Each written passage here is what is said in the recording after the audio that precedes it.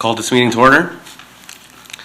Welcome everyone to the Committee of Adjustment meeting of January 23rd, 2018. My name is Mario Russo, Committee Chair. This is a meeting of the Committee of Adjustment.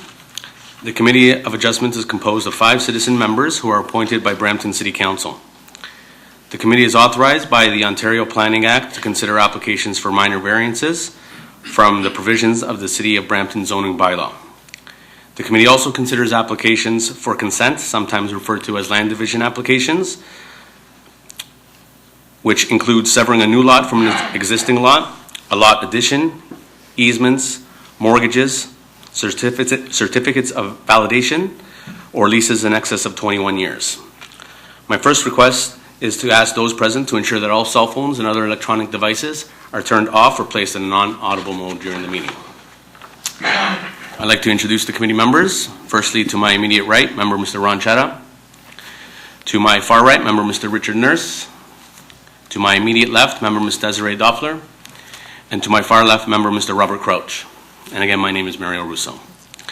Seated at the table in front of the committee is Ms. Jeannie Meyer, Secretary-Treasurer of the Committee of Adjustment.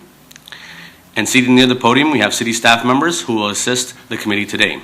I'll now ask staff to please make their introductions. David Vandenberg, Central Area Planner. Neil Grady, Development Planner.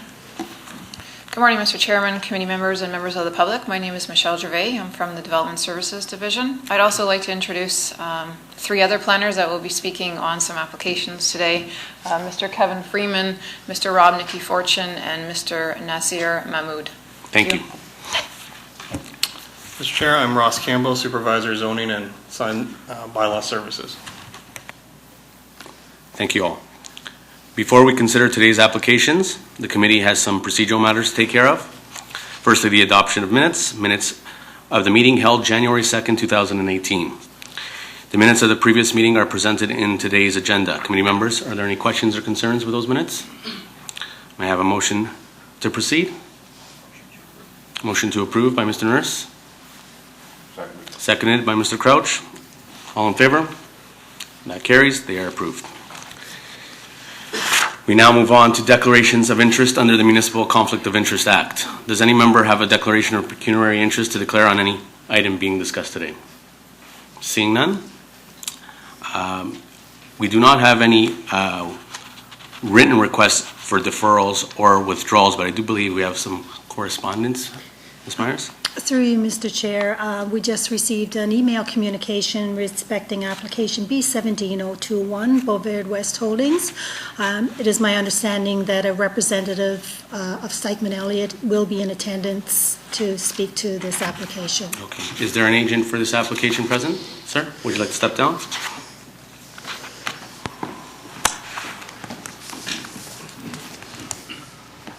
Good morning, members of the committee. My name is Jonathan Chang. I'm counselor for the applicant, Beauvais West Holdings, Inc.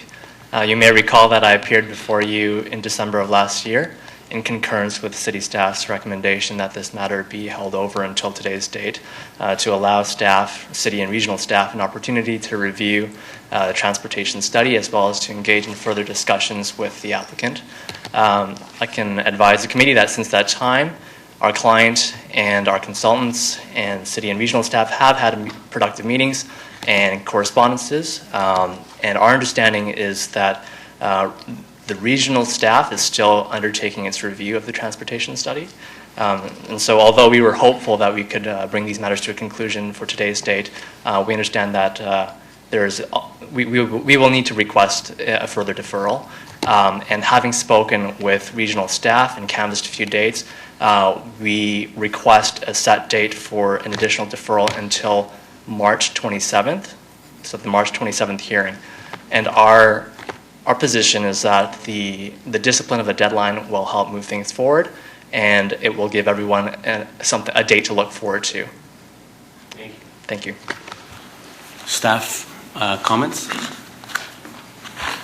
Good morning, Mr. Chairman, members of the committee. Good morning, sir. Indeed, regional staff and also city staff as well, Mr. Chairman, are undertaking a review of the traffic impact study. There were some additional addendum materials that were submitted on January 11th. There indeed needs to be further collaboration between regional staff, city staff, and the applicant in order to move the application forward. There have indeed, as Mr. Chang said, been productive, in my opinion, productive meetings, and those meetings will be ongoing as well. At this time, though, staff does not have a definitive timeline with respect to all of the work that needs to be done to review this study and associated matters as well, Mr. Chairman. So therefore, we're continuing to request an indefinite deferral at this time. Okay, so respecting the gentleman's point of the March 27th, I know there's no way of indicating, would that be something the staff is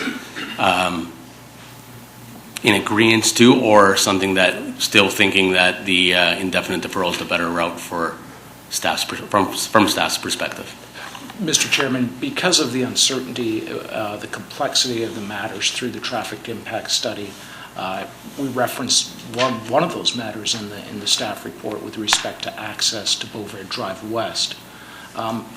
For those reasons, we're still continuing with the request and recommendation, Mr. Chairman, for an indefinite deferral. Okay, thank you. Is there anyone in the audience here to speak on this application? Seeing none, is there any other comments that you would like to add? No, just to reiterate that we are in the committee's hands, but our position is that a set date would provide us the discipline of a deadline, and if additional deferral is needed, then we can simply appear as we are doing today. Okay, I'll obviously turn it over to the committee for that. The only word that I would put into that is that I am confident that if something does come into the queue before that, staff would bring that forward before that date. Setting it up for that date just may make administratively more onerous, but that's something that we can, entertain. Thank you. Committee members, how would we like to deal with the deferral request? Okay. Okay. Mr. Nurse, motion for an indefinite deferral. Seconded by Mr. Chetta. All in favor? That carries. That is an indefinite deferral, sir. Thank you. Seeing no other written requests, is there anyone in the audience here seeking a deferral or a withdrawal request on any of the applications on today's agenda? Seeing none? Sorry. Ma'am?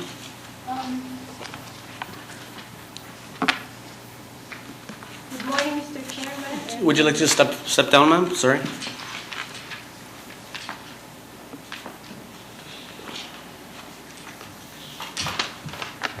Good morning, Mr. Chairman. Good morning. And the members of the committee.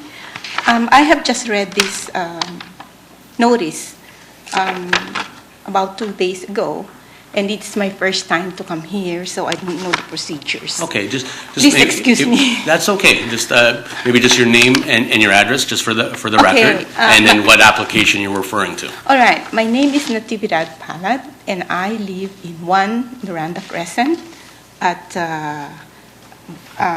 in the intersection of Financial and Steeles. Okay. So I'm here because of the application for minor variance. And this is application number A18008. Is that what you're referring to? Yes, sir. A18-008 in ward number 4. It says a minor variance, but to me, that's not minor because it is... So, sorry to interrupt. Let me just finish my preamble, and basically what we will be doing is calling each application one by one, and at that point in time, if you have any comments or concerns, All right. that's the time that you can actually... Okay, thank you. I'm so sorry. That's okay, no problem. So, any other requests for deferrals or withdrawals? Seeing none? Okay, so for those unfamiliar with the Committee of Adjustment procedure and process, I'd like to give a brief scope and explanation. Following some procedural matters that we have already undergone, the Secretary-Treasurer will then call the applications by announcing the application number, the name of the applicant, and the address of the property subject to the application. The applicant or authorized agent representing the applicant will then come down to the podium, state their name and address for the record, and then present the application. I request that you reserve any questions or comments pertaining to the staff report until after planning staff has had an opportunity to present. If there's anyone in attendance who wishes to speak to a particular application, you will then be given the opportunity to do so when the application is presented. Any decision made here today may be appealed to the Ontario Municipal Board by filing with the Secretary Treasurer a completed appeal form and filing fee within the prescribed 20-day appeal period. This is with the exception of the decisions related to the applications for certificates of validation which are not subject to appeal process. Information pertaining to the appeal process may be obtained by contacting the Secretary Treasurer within the City Clerk's office. Ms. Myers, new consent applications? If we don't have, new variances. Calling applications V18001 and V18002, Silvana and Michael Taballo, for properties located at Railroad Street and Elizabeth Street. Good morning, members. For the record, my name is Cynthia Cosentino, representing the applicants from the law firm Taballo & Associates Professional Corporation. We have before you today two applications with similar scenarios. Essentially, we're asking for, pardon me, a little under the weather, certificates of validation to rectify a Planning Act issue. So what we have essentially are two abutting properties. We have the properties at 7 Railroad Street and 50 Elizabeth Street North, which abut one another, pardon me, and 9 Railroad Street and 54 Elizabeth Street North. At the time that the properties were conveyed, they merged title, and there was a subsequent transfer which they weren't done. The transfers were not completed simultaneously, which caused a contravention of Section 50 of the Planning Act. These properties, however, are forming part of a purchase and sale transaction. These four form part of 8 parcels of land, 8 residential properties, which are being conveyed to one ultimate purchaser, which will have all 8 properties merging at the completion of that transaction. So our request is to grant these certificates of validation to allow this transaction to proceed forward, given that the end result will be the merger of title of each of these pieces of property. Thank you. Any questions by committee members to the agent? Is there anyone in the audience here to speak on these applications? Seeing none, staff, would you like to weigh in with your comments, please? Thank you, Mr. Chairman. The Planning Act, though we don't get many of these applications, does give the authority to the committee to validate title to a property which was conveyed in contravention of the Planning Act. The certificates of validation are intended to correct errors in the conveyance in property. As the applicant noted in both of these applications, the circumstances were roughly the same, that two properties were merged on title, and one application V18001 is in 2007 and for 002 is in 2003, and then later the properties were conveyed separately without prior planning approval by the Committee of Adjustment. This created the contravention of the Planning Act. This application is intended to fix that issue now.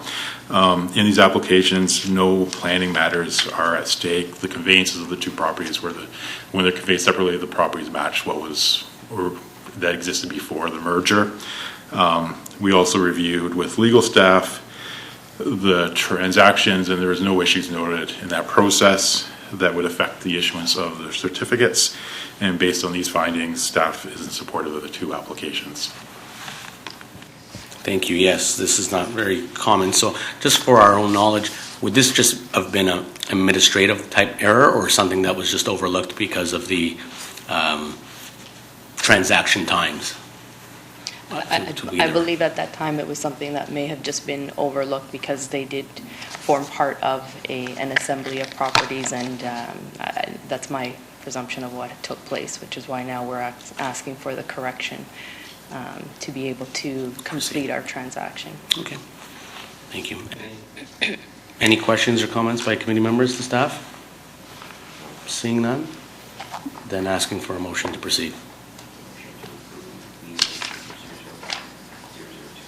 Motion to approve V18001 and 002 by Mr. Nurse, seconded by Ms. Toffler. All in favor? That carries. They are approved. Thank you.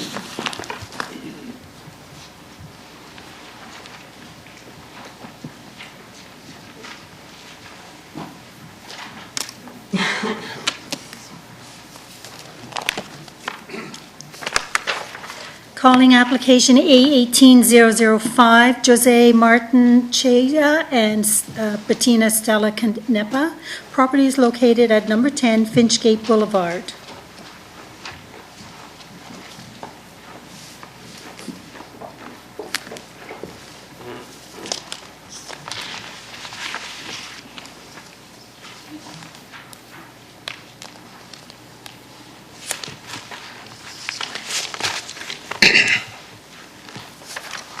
Good morning, Mr. Chairman, the committee members. My name is Yaso Somalingam.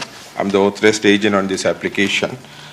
This is an existing conditions been erected a long time ago, and we're trying to fix that issues now and try to get a building permit application for that. And we already applied for a building permit, and it was found out there are a number of variances affected so that the building permit cannot be issued. So that's the main reason we are here for. And basically this, the whole issues are minor in nature. We agree with the the planning department's conditions to reduce the driveway width by 2 feet. The client is okay with it. Only problem is that the first 3 items on the conditions, the time framing, it gives only 120 days to fix that driveway. Due to the winter weather conditions, we might need a little bit more than that. And the downspout extension is the same thing, which due to the weather, I think we need a little bit more times on that period. And the building permit application, I don't see any problem. We already applied for it. But in case if there's something happens during the review, due to that fact, we had a little bit issue with the time restrictions on that. For all of those things, 6 months should be fine. But with that first 3 items, maximum of 6 months time period would be appropriate. Other than that, we are okay with the planning conditions. Thank you, sir. Well, I guess we'll deal with that when staff makes their recommendations. Sure. Okay. Any questions by committee members to the agent? Is there anyone in the audience here to speak on this application? Seeing none, staff, would you like to weigh in with your comments, please? Thank you, Mr. Chairman. Staff have reviewed the application and found it to be supportable in part, subject to 6 conditions. Condition number 1, that variance number 3, to permit a 0-meter permeable landscape strip adjacent to the side lot line be refused, and that the owner reinstate the approved grading and require 0.6 meters of permeable landscaping adjacent to the side lot line within 120 days of the date of the committee's decision. Number 2, that the downspout extension at the northwest corner of the garage be removed within 30 days from the date of the decision of the committee. Condition 3, that the owner obtain a building permit for the sunroom addition within 60 days from the date of the decision of the committee. Condition 4, that all drainage from the sunroom addition and accessory structure be contained solely on the applicant's property. Condition 5, that the extent of the variances be limited to that shown on the sketch attached to public notice. And lastly, that failure to comply with and maintain the conditions of the committee shall render the approval null and void. Thank you. So I guess as a question to the agent's request of time, I mean, the 120 days seems relatively fair because that is after the committee's decision, which is potentially 20 days from this period in time, which brings us to... I believe, Mr. Chairman, that would then be maybe early June. Right. So the reason for the timeline was to, obviously during the winter months, wouldn't be able to reinstate it. So we're now talking early, late spring. So we thought that time frame was appropriate for the owner So to that point, that being said, sir, is the 120 days still difficult, do you think, for your client to achieve? I mean, I can't see much more. The most that I think you would require is potentially another 30, but I think that's still erring on caution, or perhaps just with the condition of as extended as for the the director of planning services, something along those lines, so we don't have to come back. Mr. Chairman, we believe 120 days is That's fine, adequate yeah. time. And also with respect to condition number 2, that's really just the removal of the extension of the downspout. Like, there's nothing needed for it to be winter or spring for that. It's Okay. just the removal so the water isn't draining onto the neighbor's property. Okay. The item number 2 should be fine. I'm okay with that. So the 120 days counts from today or from No, the? 20 days, potentially 20 days from now, after the decision is rendered. Passed. It's correct. Okay. Can you just have a quick word with Sure. it?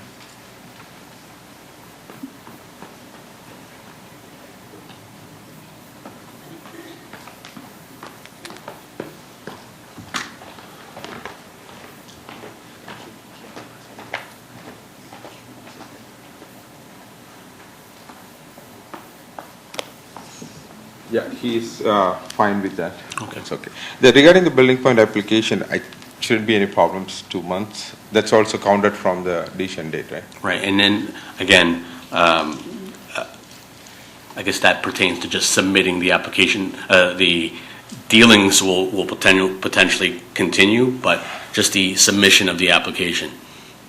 Correct? It says Mr. Ray? obtain, right? Yeah. I already submitted the application. The obtaining is what is limited to 60 days.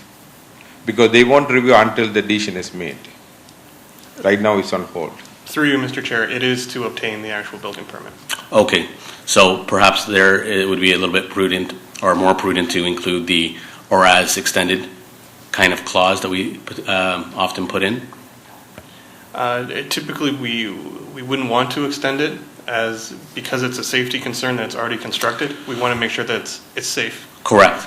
But leaving it in the hands of staff, Yes. it leaves it open-ended that if it is not obtained for whatever reason, even to the agents and the owners to know their fault, not to their fault, but perhaps Yes. there's something that comes up, then Well- it leaves it open. Through you, Mr. Chair, as the permit's already been submitted, it is a 10-day permit turnaround. Okay. So if information is provided, we should have no issues issuing that Okay. permit. I'm comfortable with that. Okay. Typically, yes, but if the zoning clears after 21 days, then the building code review has to be done and sort of thing. I don't want to come back here after 60 days, everybody's time is wasted, so why we had to I already put an application. If you put an application, that's a different story. Only thing is that in case if one of the examiner is on holidays or vacation or something like that, it's get extended. It's not our part, but Through you you, already Mr. shown Chair. a It was placed on hold as a kind of a dead stop as the zoning didn't comply. Once the variance is approved, it will then move on for building review during that 20-day appeal period. More than likely, at the end of the 20 days, we'd be able to issue it. Okay. Okay. Any questions or comments by committee members? Then seeking a motion to proceed. Motion to approve by Mr. Nurse, as stated. Seconded by Mr. Crouch. All in favor? That carries. That is approved, sir.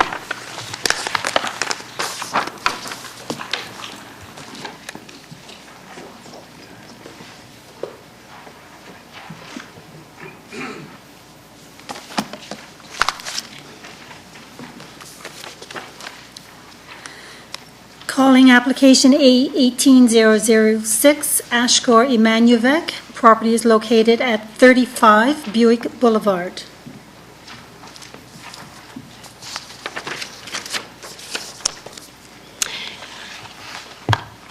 Good morning, everyone. My name is Flora Bashirdos. I'm representing Mr. Ashok Kumar. He's the owner of 35 Buick Boulevard. The reason that I'm here is for the site, minor variance for the side entrance door. Step does not comply with the minimum side yard setback. Okay, is that all? Okay, any questions by committee members to the agent? Is there anyone in the audience here to speak on this application? Seeing none? Staff, would you like to weigh in with your comments, please? Thank you, Mr. Chairman. Staff have reviewed the application and have found the variances to be in conformity with the 4 tests as outlined in the Planning Act. Staff recommending approval subject to 6 conditions being imposed. Condition number 1, that the variances will be approved only to the extent as identified on the sketch attached to the public notice. 2, that the owner obtain a building permit for the below-grade entrance within 60 days of the date of the decision of the committee. 3, that the below-grade entrance shall not be used to access an unregistered second unit. 4, that the owner reinstate the swale and grading adjacent to the existing below-grade entrance to the original condition and resod the area to the satisfaction of the Director of Environment and Development Engineering within 120 days of the date of the decision of the committee. 5, that the owner reinstate the required 0.6 meter permeable landscape strip adjacent to the side lot line and bring the driveway into compliance with the requirements of the zoning bylaw within 120 days of the date of the decision of the committee. And 6, that failure to comply with and maintain the conditions of the committee shall render the approval null and void. Thank you. Ma'am, have you had an opportunity to review those conditions? Yes. And are they acceptable to you? Are they he's accepting it. Excellent. Any questions by committee members to staff? Seeing none, seeking a motion to proceed.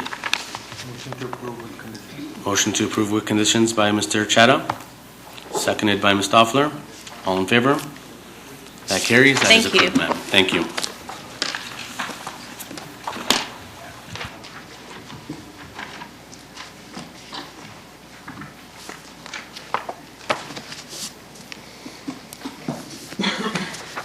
Calling application A18007, Nijad and Shweta Shaw. Property is located at 42 Midcrest Circle.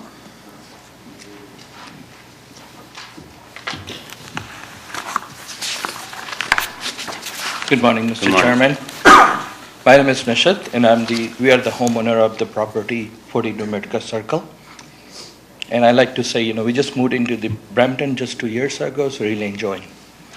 Good morning, everyone. My name is Shweta. I'm the co-owner. Thank you. We're glad to have you. Any other comments pertaining to the application?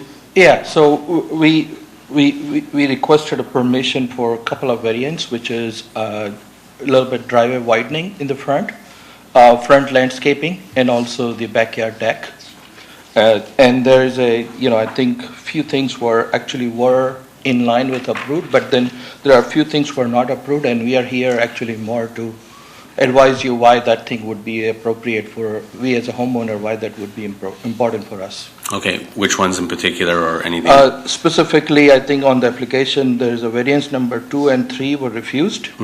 And there was a ground which was mentioned that, number 1, that the side strip extension on my driveway was refused. One of the reasons why there's a light pole, and the light distance between the light pole and the edge of my driveway should be 1.2 meter. I have here a physical picture which shows that the physical distance is 1.8 meter. So even though if I extend it by another 400 meter, it will still be compliant to that. Okay, perhaps so you can submit that to the Secretary Treasurer, and then we can take a look. Yeah, sure. This is just and here's the picture also. Sorry, if you want to take one more. And then we'll get some further information from staff with their comments. So that was the one thing. The second thing was the permission on the front yard landscaping. That is part of our house beautification, which we are trying to do. Part of the couple of projects, and I think there is a variance number 2 is also not permitted on the ground that there is a issue with probably aesthetical view, as well as the compliance to some of the landscaping requirement. So our point of view is that is really important from the landscaping point of view. At the same time, we also have a little bit safety issue, because on the side of our house, when the snow get accumulated, it really come back on our house. So our intention is to widen the strip on both sides of our driveway. So by widening the strip on the both sides of our driveway, it will help us to water not coming on our driveway, and it get absorbed into the soil itself. Okay. And the third thing, which is not mentioned as a refusal, but there is a mention in the comment, which is part of our backyard deck. We requested a setback because our house is backing on the green properties.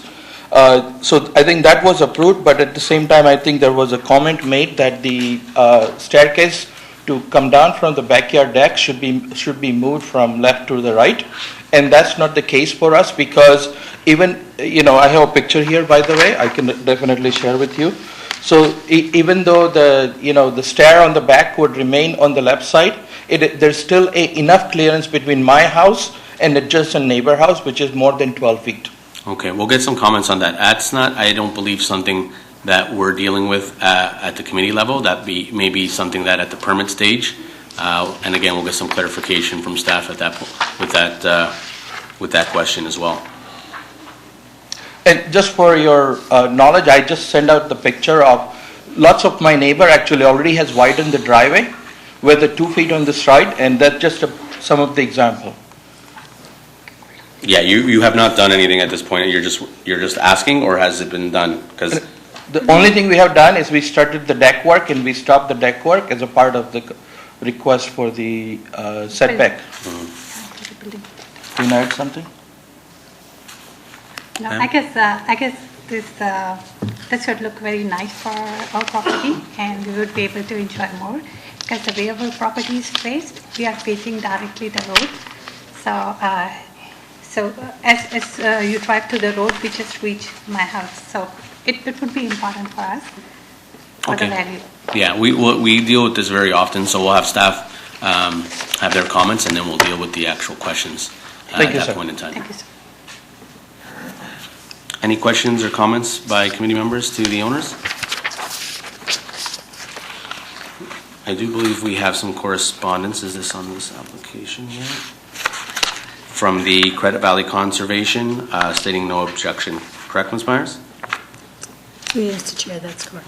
Okay. Is there anyone in the audience here to speak on this application? Seeing none?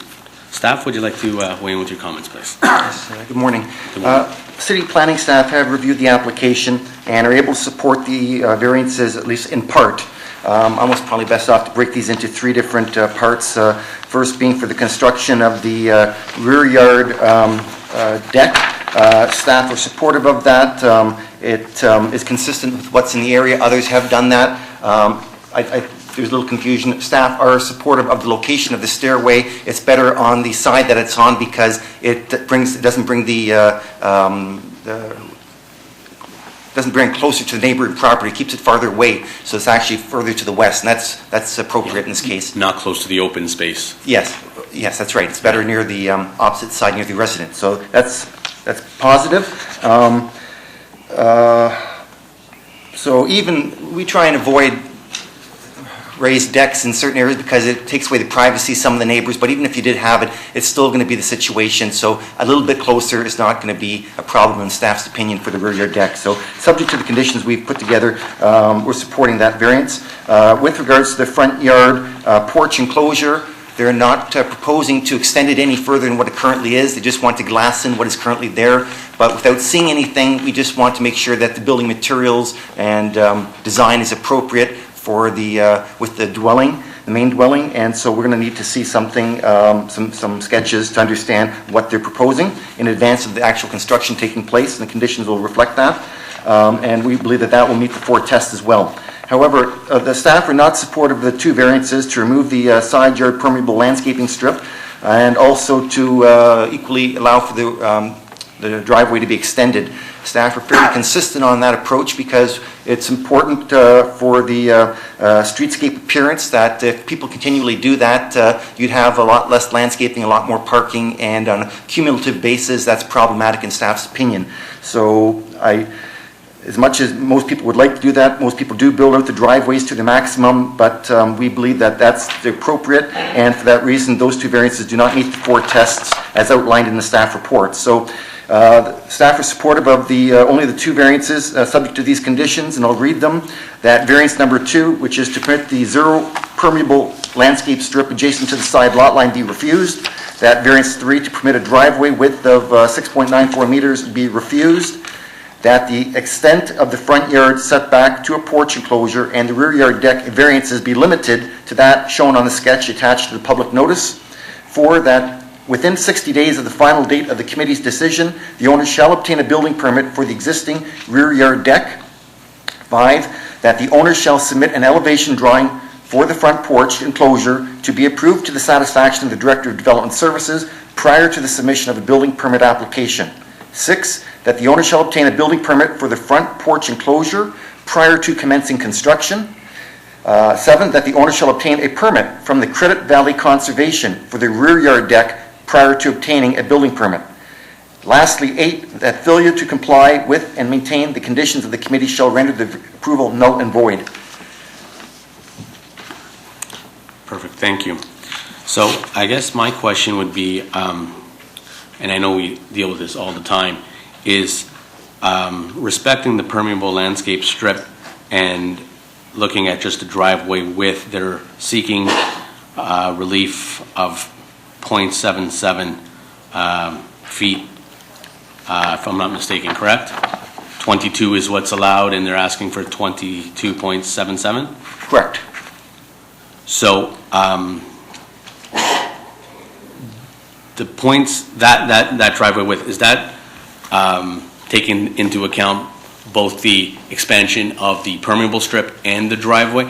Meaning, and perhaps, I don't even know if the residents would be aware of the difference here. So if they were to expand on the interior aspect of the driveway and leave the permeable strip, would that be something that potentially, and again, maybe I'll show, or we can show them on the diagram, because I see no problem with the, personally, on the driveway variance. I do see and understand staff continuously we're dealing with the permeable aspect. So that's something that we may be able to compromise on, but that's something that I guess, so do you understand where I'm coming from, sir, ma'am? Is that the permeable strip is on the, facing your house on the left-hand side. That's something that for absorption, staff, engineering have come to the consensus that that's something that the city does not want it to be altered. On the interior aspect, on the right-hand side, if there's something that may be able to be compromised and extended or widened there potentially.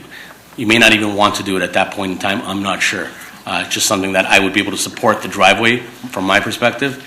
The permeable strip would be something that, respecting staff's decision, we would probably not alter. So those are my comments, and committee members, if there's anything else, I'll leave it at that. Well, through you, Mr. Chair, as a counterpoint, to the extent that these driveways permit parking of 3 cars across, I find a fundamental objection. And I tend to agree. I just don't think that the half foot would be the difference that allows a car to be parked or not. That's just from my perspective, because if someone's going to park, they shouldn't be parking, and that would be something that would be, and perhaps even putting that condition that no more than 2 cars on the frontage. I know it's very difficult to enforce, but it's something that we could put in as a condition. And agreeing to you, sir, that's exactly what we're trying to do. If I may permit it. So the exterior side, which is the main driveway extension, I understand that, but I think the objection is more on the interior side. I would like to convey that if you see in the picture, the width of the whole parking spot, I cannot even park the car properly. So the purpose for us to do the landscaping over there, it's not to increase one more parking spot, it's more to increase the gateway and the look of our house. And literally we have a stair, in that picture you can see we have a stair that I can park only half the car. We don't have enough space to park the whole car. So I understand that, there's requirement needs to be followed, but it's more purpose for the landscaping purpose and not necessarily parking. That's why I would be able to support it. Understanding that if that would be something we would consider, that's only subject to the interior portion, not the exterior portion, or let's call it facing the house, the left-hand side would not be altered, only the right-hand side. If I may say. Yes, ma'am? So the front part of the house, we have the stairs. In front of your porch is where I could support it. Again, I can't speak for committee members. So there is no way you can park a car there? There's no way you could park a car? So he's supporting, so let's move to the... Yeah, no, and to Mr. Crouch's point, we've seen people park cars everywhere. So, I mean, understanding, and you may have honorable intentions, it's just very difficult from the staff's perspective, and I don't want to speak for staff, but to support a lot of times those extensions because we've become overridden with people just parking.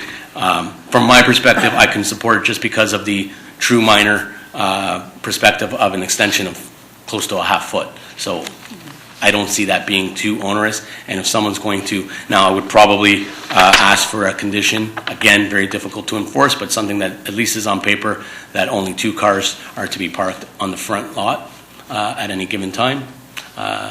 That's something that I would be able to support. Ms. Stoffler? Through you, Mr. Chair. Just to confirm, these are requested changes. They are not changes that you have made. Requested changes in the front, yes. For that reason alone, I'd like to commend you for asking for request, because we have to deal with pretty much 100% of the applications that come in of people that have just done the work. That being said, I tend to support the city and trying to maintain standards and not trying to waver from that. We have in the past had some very difficult applications with people that have mobility issues, wheelchairs. We see it time and again where there are multiple driveways along a street that have also just gone ahead and done the work. They don't meet the intent of the city or the intent of the subdivision. From my perspective, I can't support the extensions just because I'd like to be consistent in trying to maintain the neighborhoods, and that's for everybody's benefit. So it's just a comment. Okay. Any other comments? Mr. Chair, I do agree with you in regards to variance number 3, and I do agree in regards to variance number 2 with staff's recommendations, and I do agree with Ms. Doffler. I like to commend the family to come forward before they before even the completion of the work. Otherwise, majority of the time we have seen people do appear here after being served with the violation notices. So this is to me is very minor in nature, in 22 feet versus 22.77. So I am in support of variance number 3 requested by this family. Okay, any further comments? If not, I guess seeking a motion to proceed.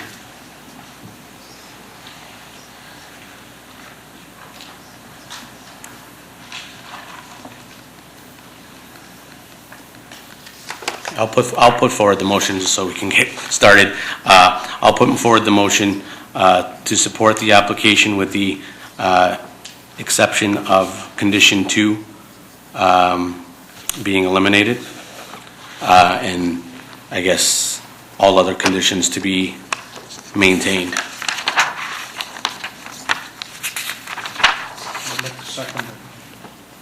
So just understanding, sir, so you can understand, because you need to agree to it, is that all the conditions that staff has put forward, you agree and accept those conditions? Accept you. With the exception of 2, with my motion that I'm putting forward. The moving the ladder, I'm not in agreement, right? Or is it just a comment, or is it just something I need? It's a comment. It's a comment. Keep the stairs reproposing it, yes. Okay, perfect. I'm in agreement. Okay, just wanted to get that clear because I don't want to put a motion forward that you're not in agreement to. So that being said, we have a motion that I put forward, seconded by Mr. Chadha. All in favor? Mr. Nurse? Just a question, Chair. Yep. So, reinstating the permeable landscape, wouldn't that have the effect of reducing the driveway width? I'm a bit confused. Well, I guess the actual, is that how it's worded, reinstating? Because it shouldn't be reinstated because there's nothing's been changed yet. Well, true, but if you maintain if you maintain the permeable area, wouldn't that encroach on the 22.77 feet? And I understand where you're coming from. I guess, to be fair, the extension would be on the interior aspect on the right-hand side of 0.77. The current driveway is 22 feet, correct? Staff? Which is the with the landscaping in place, it's 22 feet. There is no landscaping in place right now. That's right. That's not. So that's where it's a little confusing. We usually deal with it already there. So currently, the asphalt driveway is 22 feet, or is it less and they're allowed up to 22 feet? Through you, Mr. Chair. Based on the photo here, I would say it's likely slightly less than 22 feet, but I don't have an exact measurement of the existing driveway. So to the homeowners, where did you establish the 22.77 number? Was that something that you had measured out? Like, where did that even develop from? I think this is coming from our submission, which was, we did measurement, and we said that we would like to go to 22.77, I think. So to Mr. Nurse's point, perhaps we're dealing with a mute issue, because if in your submission you had a 1 foot landscape strip on the permeable side, if we're not agreeing to that, then you're able to put it already on the interior side without even approval necessary, as long as it stays within 22 feet. So that's where I'm asking you as a question. Do you have a diagram of something that you were proposing? Yeah, I think we did the measurement. Can I go get my drawing? Sorry. Yeah, I apologize taking a little No, time. that's okay, but Yeah. it's an important point, because I think Mr. Nurse brought up a good point, is that this may not be even an issue that we need to deal with at this point in time.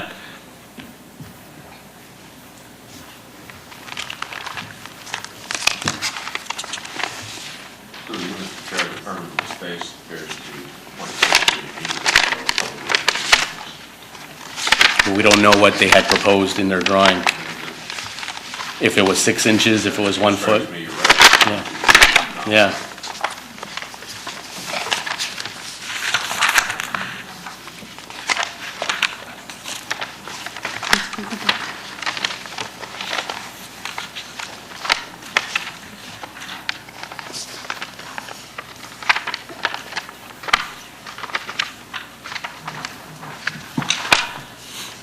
Yeah, my current driveway is 5.7 meter, which is, I think I got to convert that into feet.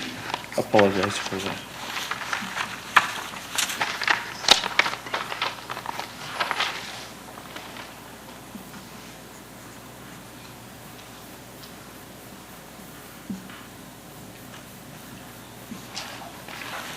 It's just under 19 feet, if my math is correct.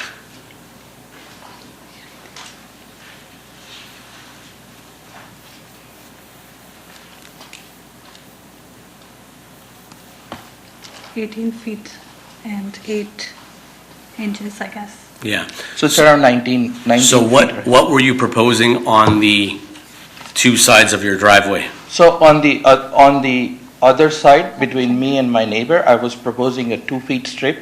Okay. And I was proposing another 2 feet strip on the other side. So both sides 2 feet, add a 2 feet strip so that the water doesn't come on my driveway. And So if you were proposing a 2 foot strip on the both sides, that would have been almost 1.2 meters. I mean, I don't even think that would have been accurate at 22.77. Having said that, on the left side, it's fine. On the right side, we have our stairs. So it's just the later part of the driveway, not the front part, because we have our stairs and it's an existing stairs.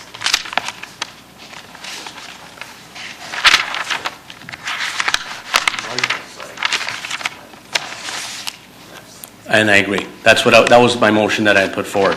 Now, I guess that you raised a valid point. I think we want to make sure that we're dealing with the right numbers so that we're not coming back here. I got a small little sketch to clarify. Through you, Mr. Chair, I confirmed with our staff, it's 5.7 meters wide currently. Currently. Yeah. Which is approximately 18.81 feet, give or take, Pretty at close, 3.3. yes. So if they were proposing another 0.6, 2 feet roughly, that would bring them still under. There would be no need for even a variance, correct? Correct.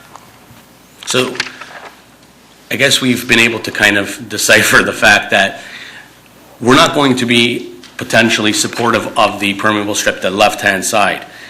We are in support philosophically of the right-hand side. However, there's no need for us to even have that discussion because your current driveway is under 19 feet. If you added 2 more feet, that's still under the 22-foot threshold. As long as you don't extend that portion beyond 22 feet, there's no need for a variance. So, if I may understood, and maybe you can clarify. So this side extension is not permissible? No, that's right. You can go up to 22 feet from your existing driveway this way. Okay. So, our intention is to go also on the both side and not that, I understand. And the reason why I'm saying is that we are in compliance to the requirement that 1.2 meter distance required from the pole, light pole. It's not just a pole issue, sir, so I understand, is that it's a bylaw that's in place for permeability.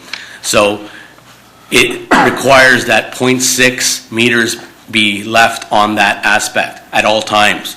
So we've had scenarios that we have made certain exceptions for whatever reason, if it's a few centimeters. 2 feet is excessive from staff's point of view, and we're tending to agree at this point in time. So leaving that alone, if you do not put anything on that one side, you have over 2.5 feet to play with on the interior side regardless. You don't require Mr. Chetam? Through you, Mr. Chair, I'd just like to comment, and I would request to the staff to correct me. I'd just like to let the family know you're allowed from your brick wall to 6 feet. You can do the concrete.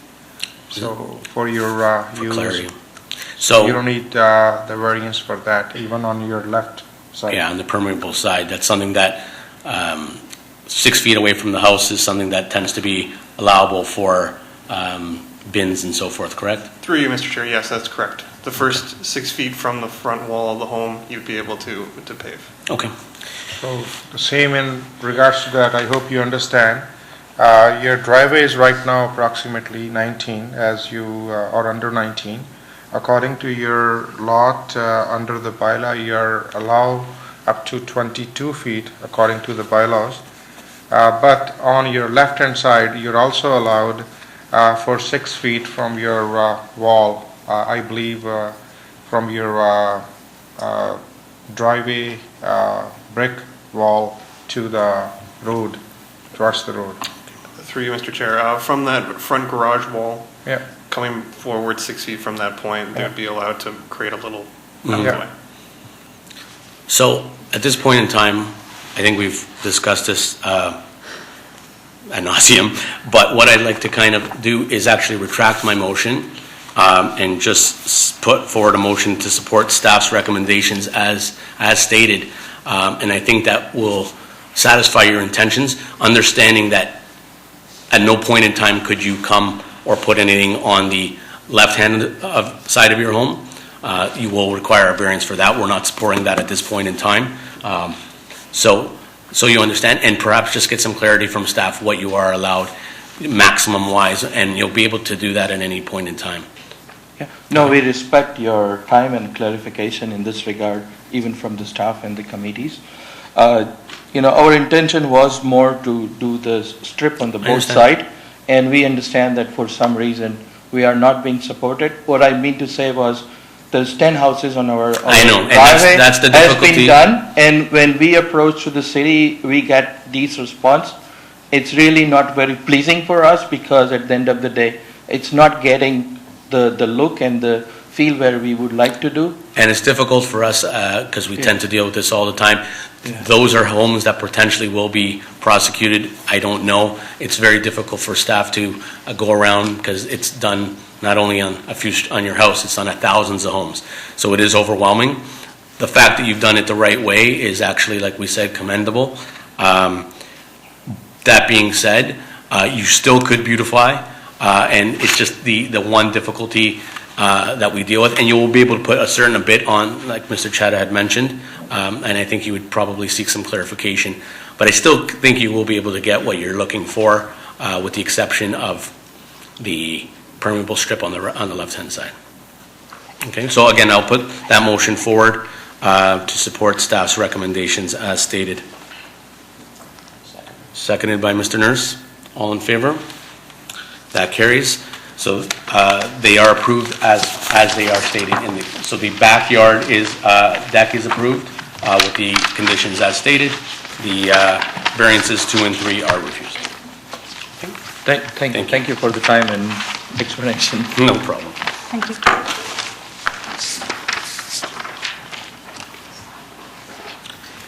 Calling application A18008, Steele's Financial Retail Center, Inc., properties located at 8005 and 8015 Financial Drive.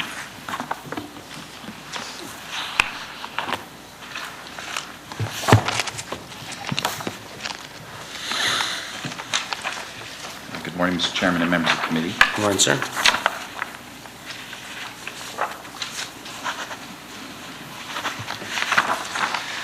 My name is Maurice Lukic. I'm with Clenchnar & Associates, and we're the agent on behalf of Steele's Financial Center. The plan I have up above you is, on the overhead, is just to sort of show where the variances are, which is with respect to that sort of northern edge and the eastern edge to the property. This is at the northeast corner of Financial and Steele's. It's an existing commercial center that's been in operation for a few years.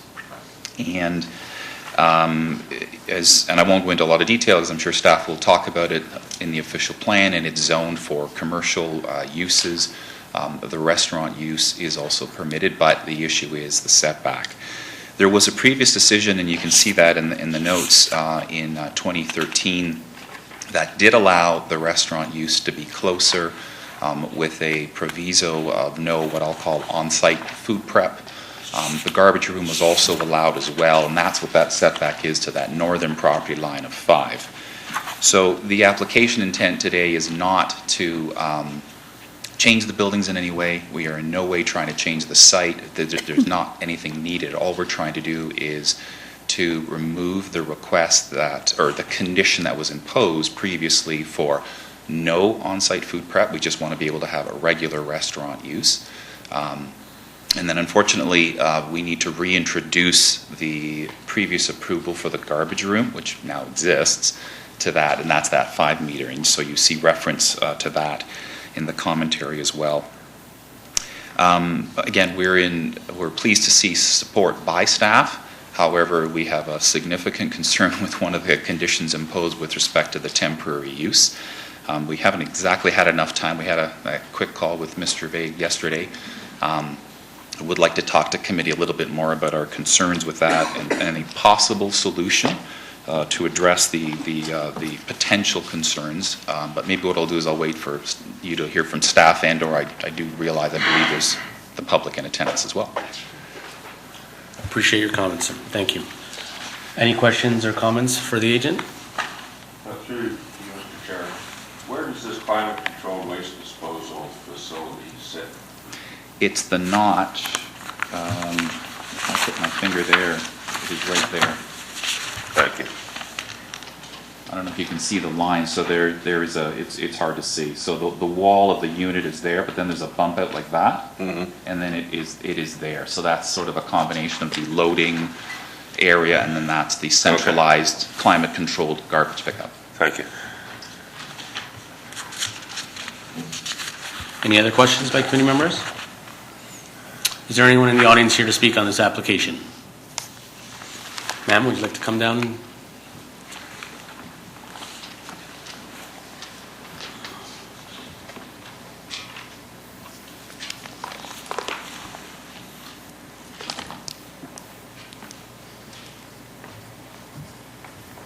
Good morning again to the committee chairman and the committee members.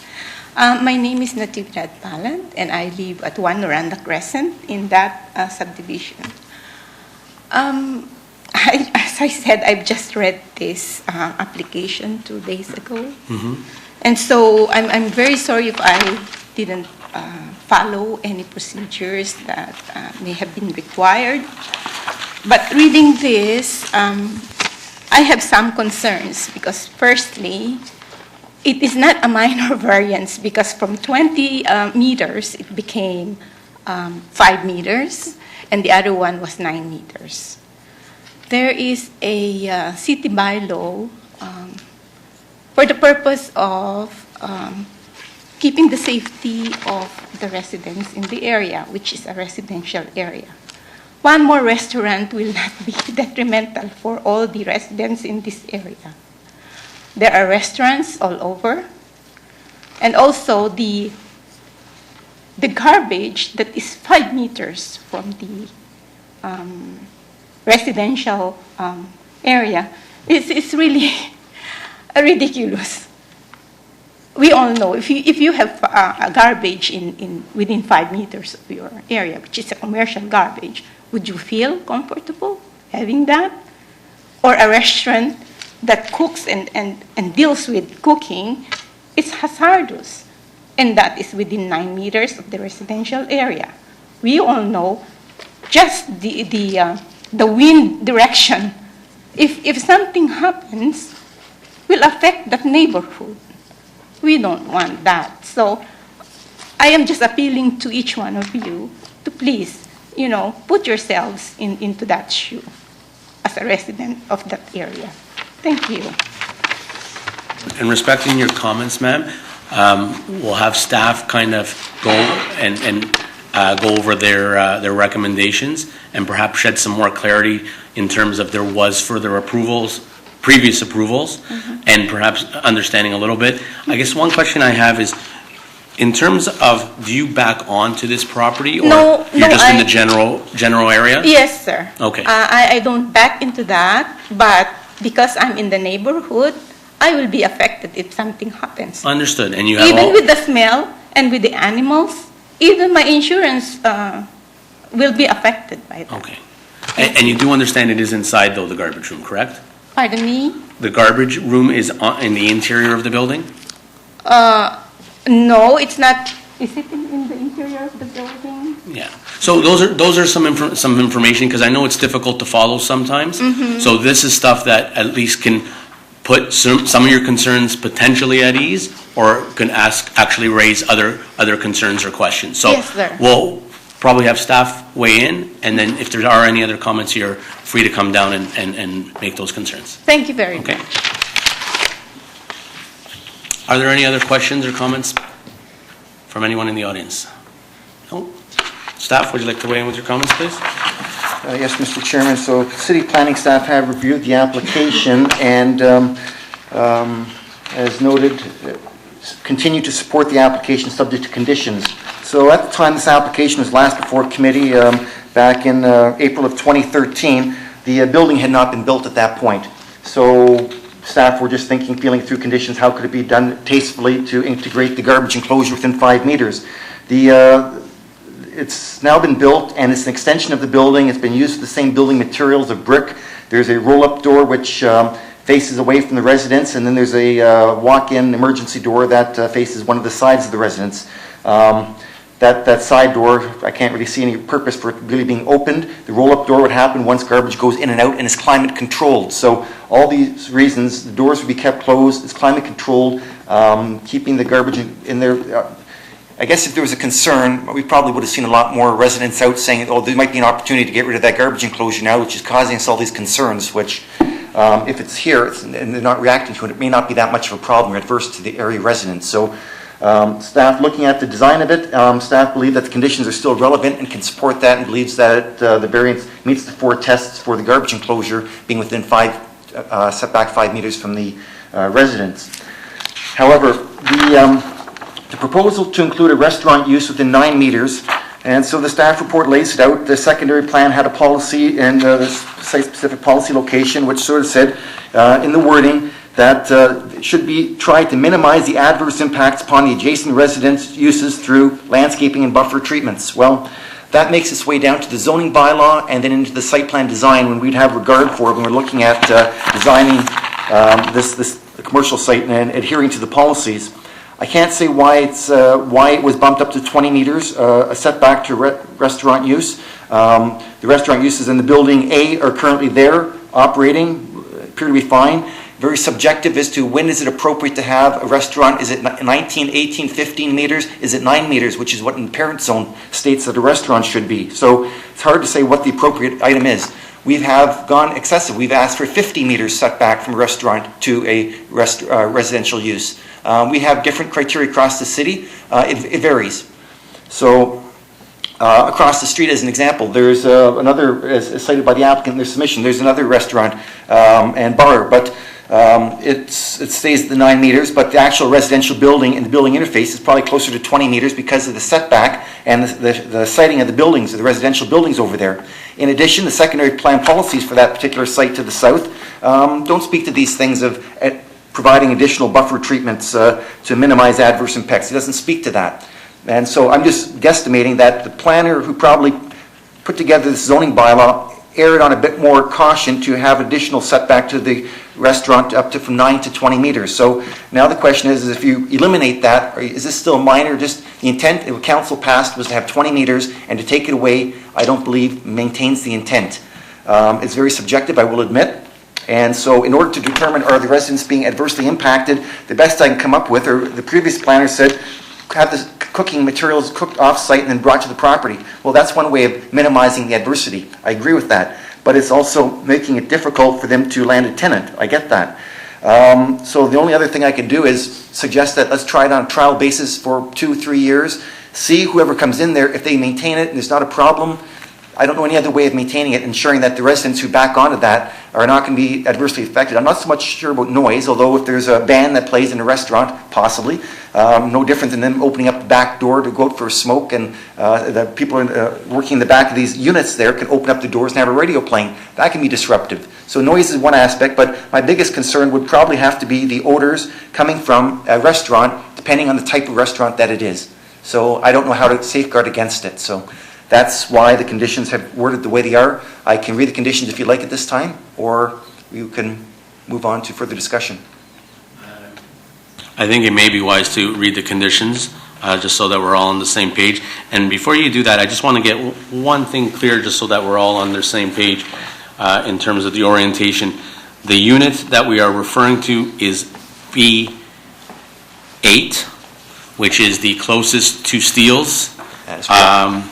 And backs on to, I guess, Noranda Crescent. Would that be? And that would be number 14. Noranda is the unit right behind. The resident who is here in discussions is closest to the garbage enclosure, and that what backs onto that garbage Enclosure, Mr. Chairman, is Unit 4 Noranda. So it would even be across the street, which is number 3, and further to the north, which is number 1.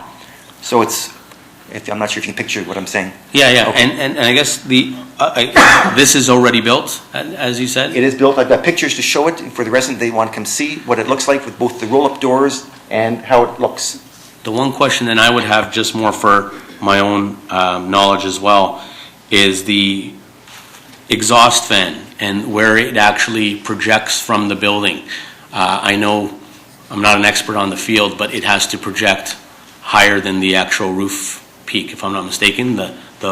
Is it on the rear portion of the building? I would assume not on the face of the building. Mr. Chairman, the pictures I have, and I probably will have one for that too, shows that it is not to the front where the roll-up doors, but it is on the side where the door opening is. On the side facing the residence is the vent. I got the height, which is above the door. Looks to be probably about 10 feet from the ground. And I'm now looking for a picture that shows the rear of that, which I'm sure I have. It'll just take a second.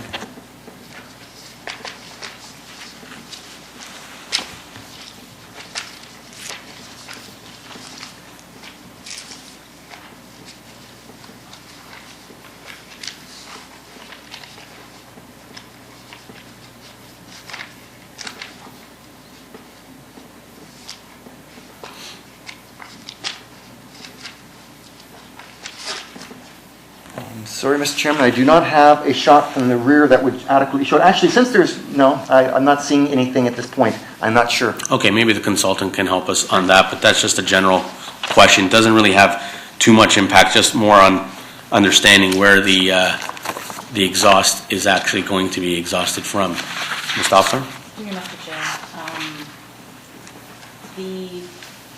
if cooking is allowed on premise, I'm assuming permit would be required, because there would have to be changes and upgrades within the unit. So that usually requires that the exhausting is addressed. I know, the only question, I guess, is that this is already built, from what I understand, and all building permits potentially would have already been obtained. Yes, please. If I may, just for a bit of clarity, there's not like there's a permit in. It would require a tenant, what I'll call a fit-up permit, because clearly that's a shell. You go, you get your commercial shell, and with every subsequent unit, then someone is going to do the permit at the building department to do the final, not just the demising walls, but then all of the fun stuff on the inside. And a restaurant needs a lot. Like, there's very specialized equipment, not just for washrooms because of the requirements of code, but all of the mechanical systems. And so, for example, when originally that was supposed to be a pharmacy, let's call it the anchor in that building, that turned into the Lullaby. So that required actually we needed a site plan revision for that to turn the rear yard area into the open space for the children, and then subsequently a fit-up permit to allow that use. So correct, you would need to still get a commercial, because and you're right, it is the last space. Originally this was the request for the restaurant in 2013 was for, I think it was like 3,500 square feet, because at that time that's what was available. Now it's to say we're prepared to accept that one condition on the GFA, which is the last unit at that 100 and I think it's 83 square meters. Okay, so for clarity then, the exhaust system has not been set in place yet? Correct, and that was something I was going to talk about after residents had spoken, is that some options. We got ahead of you. Yeah. Okay. Any other comments or questions? Through you, Mr. Chair, to staff. So consideration was made of that playground along the back, and there's no conflict between the playground and the restaurant use? Okay, so their playground, right, the playground and the restaurant use. I've not received any comments from any other departments stating that would be a concern. Okay, so it's been looked at through circulation. Sir, if I may. If you'd like to just step down, ma'am.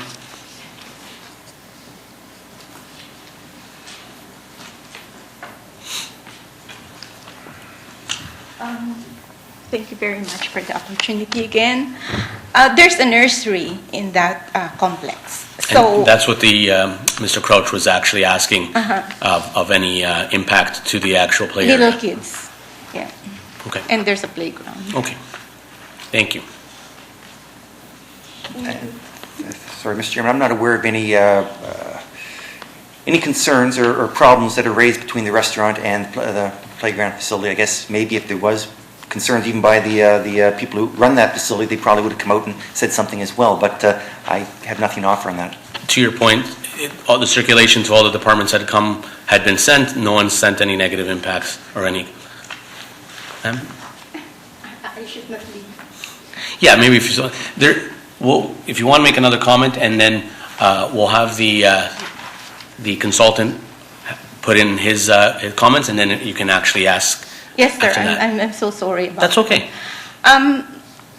Just because no one in the area aired their concern doesn't mean they are not concerned. So, just as I said, I just saw this 2 days ago.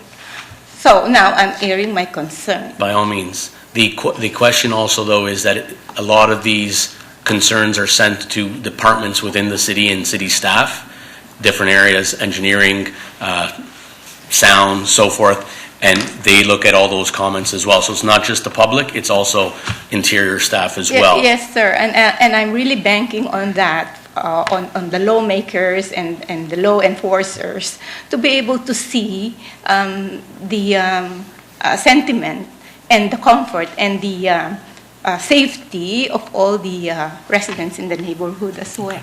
Thank you very much. Thank you. I'll just stay here.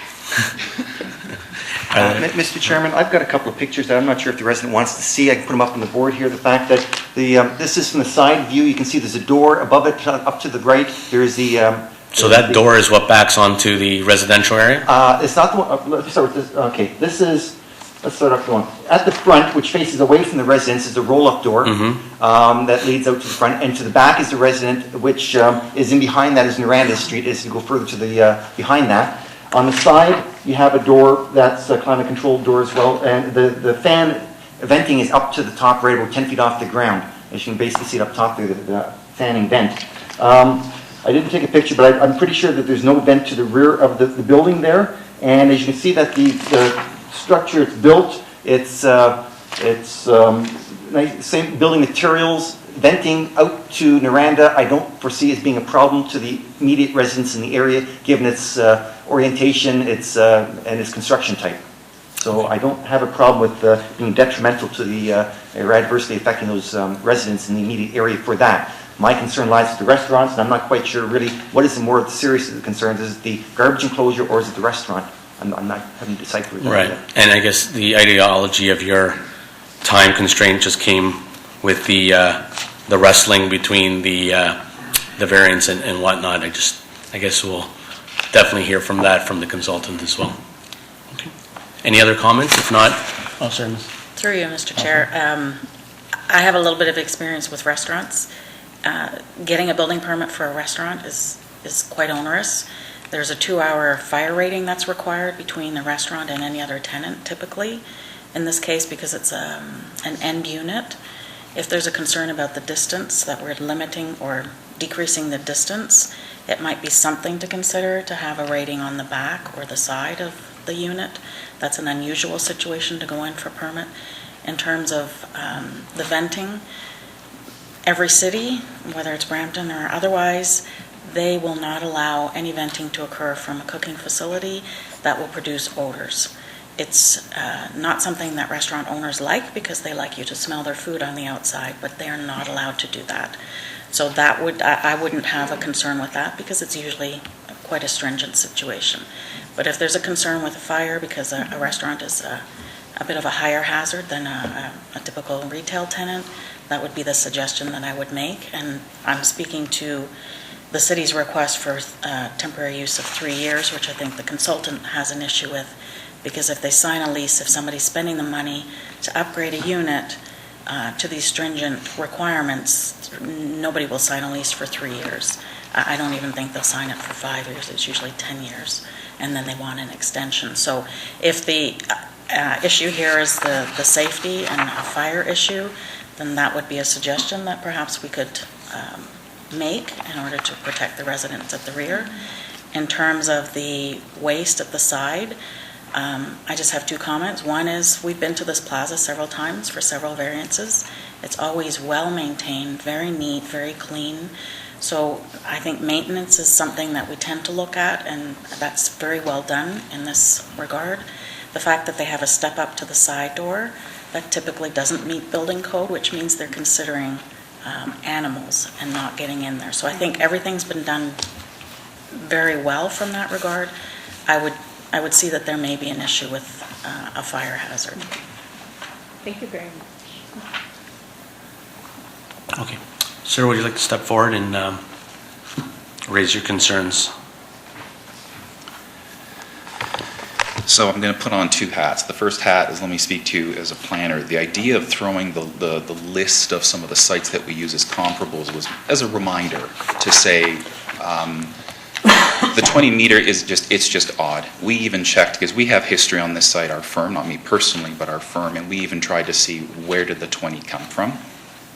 I know from my experience in Brampton, having done rezonings and site plans, a 9 is kind of the go-to typical standard. So again, the idea of showing you sample sites was to say, these are all ones that are at the 9 meter setback, some or less, and the residential setback, in terms of what's permitted, not how it's built, but what's permitted, they were all at 7.5 meter rear yards, including our homes that are on Noranda as well. So it's a land use situation that is typical in the city is what we're asking for. Now, by coincidence, it's funny, your comments, Ms. Dorfler, I too have a bit of a restaurant background before my current role that I have here, and I know that the 2 things that would come up as issues were always noise, concerns with restaurant uses, and what I'll call odor. Odor would come from garbage, and so the issue, and I do recall that in my experience across Ontario, Brampton was maybe one of the first to be very strict about garbage control, and that they would hit you over the head hard through site plan to make sure that that space was not just enclosed, not just a roof, not just a door, it had to be climate controlled. So I'll tell you, by my experience, you were cutting edge to do this and to request this. So that is something that, and many towns since have now, used that as the standard to say it has to be cooled if there's restaurant waste. So you have that in effect today, and that's the way it's been designed. For the restaurant, in terms of other noise issues, again, you have it in the previous 2013 decision, there was a lot of concerns that came up. The buildings weren't there. Fast forward to having existing buildings. The buildings, in effect, screen most of the noise activity to the front of the units. There is virtually nothing that can happen in the back. To Mr. Nicky Fortune's comments, you're right. I guess you could have someone open a door, and bylaw enforcement can also be called if you have complaints. But this commercial plaza also follows the typical city standard of having the acoustic wall between it and the residential uses as well, along the entire perimeter of the site. And again, that's a standard, typical requirement that the city asks. The only other kind of noise concern usually you get with commercial is if there's what I'll call that unprogrammed space, where you might have sometimes it's a fire route, it's a drive aisle, it's parking behind the commercial buildings between the residential, and that's sort of that, gee, what happens at night? It can be a noise source. So in this case, we don't have that, because I would call that a programmed space where it can only be that landscape area in between the back of the building and the residential to the east. So in my opinion, the noise issues indirectly are addressed as a result of kind of the site layout exercise that's been done. And so now then you have the question of odor. The thing that I had wanted to propose is to suggest that, and to your point, 3 years is not acceptable. The use has to be in perpetuity. From my experience, it was always 2 5-year terms with rent fixed, and then 2 5-year terms more where rent is to be determined. So it is not realistic to say that. I understand that, to Mr. Nicky Fortune's point, there are concerns with how do we address this. So I have a solution, and that would be if there was a condition that indicated there was to be, and this could be through the review of the permit, through the building department, through zoning giving the clearance to say, prior to a permit being issued, there has to be the mechanical system or the HVAC has to include odor mitigation. I'm familiar with using like an ecologizer as an equipment, which is a piece of equipment which has a significant amount of filters. I think Ms. Dorfler maybe was referring to something like that. You're right, restaurants don't like it. It's a lot more mechanical equipment and cost and maintenance, because now you have to continually clean these. However, it's something that I know I've used where you have residential above you. In other words, they're virtually next to each other.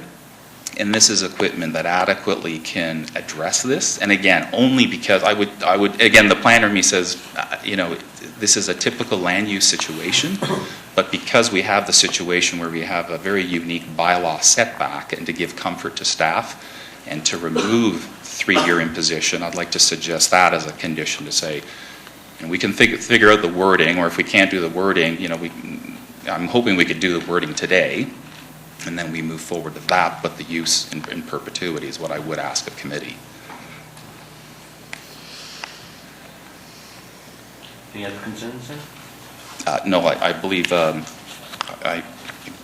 that's it. The only other thing, again, I think I've commented on the garbage is existing. We don't intend on changing that. It's been working adequately. I even asked the client, actually last week, I said, do you have issues with bylaw enforcement? How's it going with the tenant? And she says that they have repeated commentary to their tenants to remind them about keeping the door shut on garbage. It's a very important thing for a lot of people, clearly, as it deals with odor containment, and animals. So it is something that this owner takes quite seriously too. Okay, so with the exception of, at this point in time, condition 2, all other conditions are agreeable and acceptable to you? Correct, and 2 only in the term part. Correct. 9-meter done. We accept that because that's the existing building setback. So it's just the 3-year term. Okay, thank you. Staff, any comments back from the discussion? Through Mr. Chairman, I don't have a very good knowledge of the filtering systems with mechanical equipment. I'm not sure if my comrade in the building could help any further, but it sounds like it would go towards my concern. Obviously, how we'd implement that, it's within a time frame, or I'm not quite sure how we would really do that. So I'd have to give my little further thought to that as well. Through you, Mr. Chair. It would be difficult to maintain a condition such as that. The zoning staff wouldn't be capable of determining whether or not you're meeting a certain standard, and building staff typically aren't involved in that depth of detail in a minor variance condition. Preferably, it wouldn't be a condition placed on us. Okay. Yeah, and as Ms. Doffler, I guess, indicated, these are ministry guidelines potentially that are there anyway, in terms of odor and things along those lines, or city bylaws or whatever is in place. I guess my one comforting factor and one thing that I wanted to highlight to the resident is that the garbage room is on the interior. I wanted to highlight that because a lot of people don't really realize that, so I wanted that. And if there are any other comments, I welcome, and obviously there's a concern from your end as well, and from some of the other residents potentially. But is it more in terms of the use of the restaurant or the potential of garbage and odors? Sir, if I may, Yeah. I'm very thankful for this committee for considering the welfare of the residents, not only because of the odor, but also for their safety. That's very important. There is a bylaw, not because there's no reason, there's a reason. There's a reason why 20 meters was set in this particular case. And that was already broken. Remedy is not, prevention is much better than cure. We don't want things to happen and then later on we just patch it up or do something when it's already done. So that's just my concern regarding this. If you live in the area, I'm sure you will also have the same concerns as me. It's not only that, but also I don't want the place to be degraded. Okay. That's also another concern. Okay, thank you. Thank you. So I guess we need to figure out at the committee level what we want to do with the conditions, if there's any other changes or any additions. Ms. Doffler?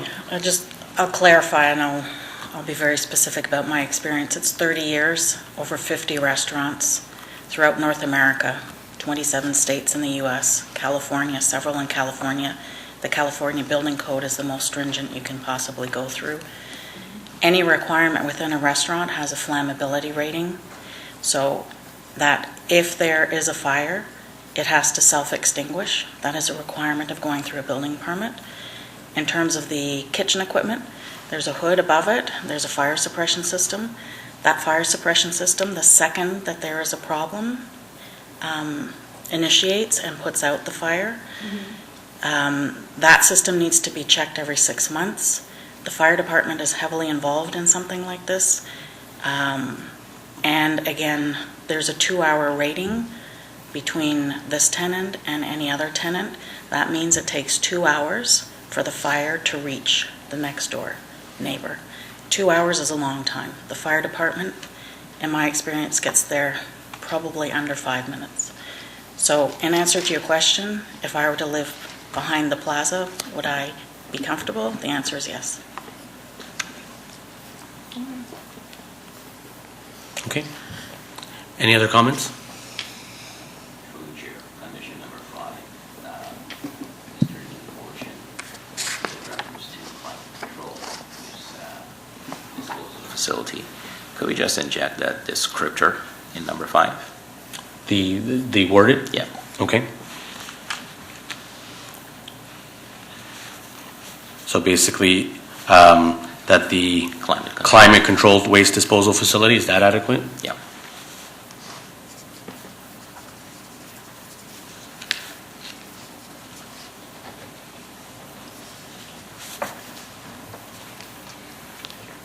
Okay. Sorry? And with respect to the 3 years, I would entertain 5. Okay. Any other comments from committee members? Just, through you, Mr. Chair, just a quick question to the agent. So, do you know what kind of restaurant at this place? Or?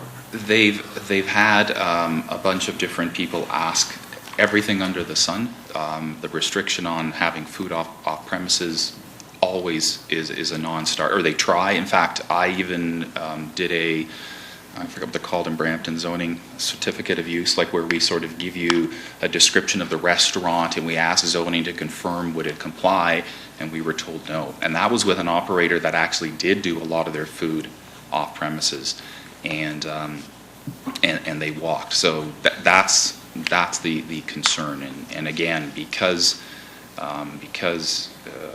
the odor mitigation thing is something, like I said, that we can control and we can deal with. It's something that we're prepared to do, and to have a condition imposed that would speak to that. And it could be something, again, there's no one at this table, even me, again, yes, restaurant experience, but I'm not the expert. You need mechanical engineers to submit verification or certification to building to say, this is what we're proposing, this is why, this is what it will do. And everyone in the mechanical side, they'll see to go, well, that's not typical. Okay, they're doing something above and beyond. So that could be something that is from those staff to say, again, my suggestion to say, okay, planning side, this is what we see, therefore we're satisfied this meets, code and whatever requirements.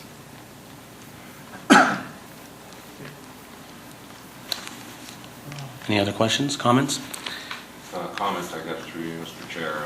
I wouldn't have an objection to a perpetual adjustment on this one. And I do understand the difficulty of a 5-year limit when a person investing in those leasehold improvements will want a return on that investment and expect an amortization longer than 5 years. I tend to agree, and I think we've tried to minimize, and I think the agent and the city have worked diligently in trying to address all the concerns. And I guess Ms. Doffler raised a point in terms of the fire separation issues. I think these are all concerns that none of us have the ability to answer on the spot. The only, I guess, thing that I would put in, if we're going to be looking for a condition, is leaving it open-ended to the chief building official in terms of something along the lines of the chief building official have the ability to increase any fire ratings as they see fit and impose any future HVAC concerns as they see fit.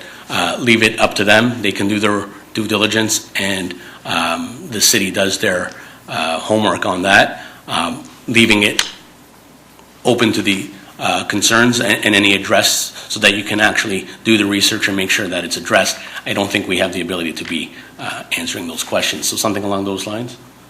With respect, Mr. Chair, I don't think the chief building official can enforce something that doesn't exist.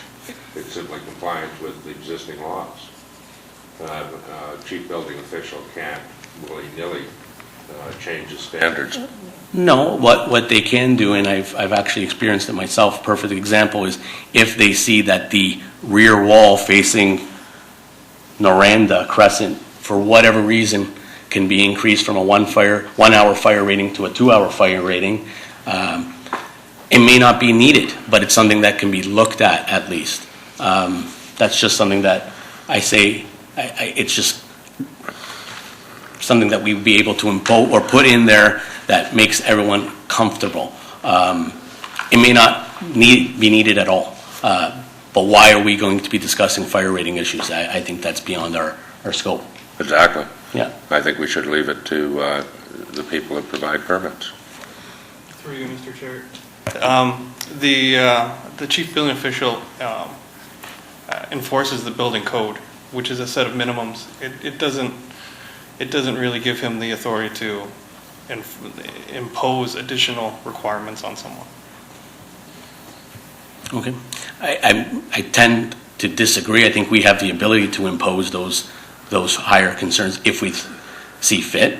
But at that being said, if staff's comfortable with it, I have no problems with it. Ma'am? There are bylaws and these things as control aspects. One control aspect, which is the setback, was already gone because you allowed the 9 meters and the 5 meters. Now we have to be stringent on the second control aspect, which is, for example, setting these other rules. I hope you understand what I mean.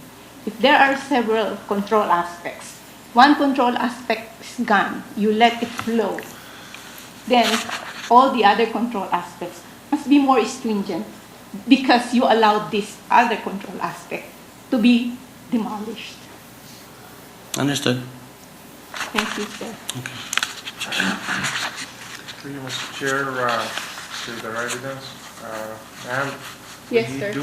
We do think of your point of view, as you mentioned a few times, we do live all different part of the city, and we do understand where you're coming from, but at the same time, the people who have done the investment in this beautiful city, and they need to continue do, and they need to survive, I would use the word, if I'm not wrong.